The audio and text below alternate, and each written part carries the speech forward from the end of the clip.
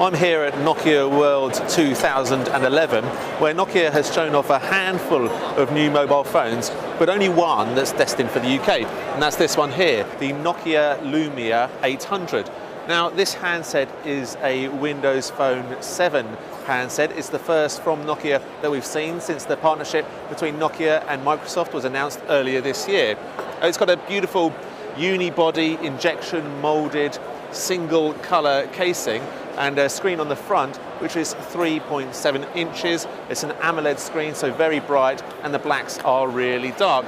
And I'm going to take you through a few key specifications on this handset, but then I'm going to speak to Tim G from the Which Mobile team to find out why this Windows Phone 7 is different from others.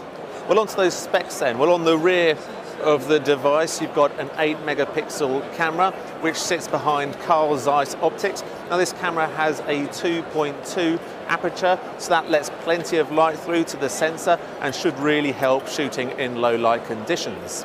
The phone's powered by a 1.4 gigahertz single-core processor, and there's a 1,450 milliamp hour battery, which Nokia claims will give about 13 hours of talk time over a 3G connection. Now, there's 16 gigabytes of internal memory, and the camera's also capable of shooting HD video at 720p resolution. But what I want to know is why this handset is different from other Windows Phone 7 handsets from the likes of HTC, Samsung, LG and Sony Ericsson. So I'm joined by Tim G from our mobile team. So Tim, what's different about this handset from other Windows Phone 7 models? Well, I mean, instead of getting bogged down in kind of a specs war, Nokia seem to concentrate more on the experience rather than just necessarily the hardware. They've included a new navigation software called Nokia Drive. This gives voice-based turn-by-turn navigation. You can also download apps before you go on holiday, so you can find your way around without costing you lots for data roaming. They've also introduced Nokia Music, which is an internet-based music service, so where it's kind of like a radio.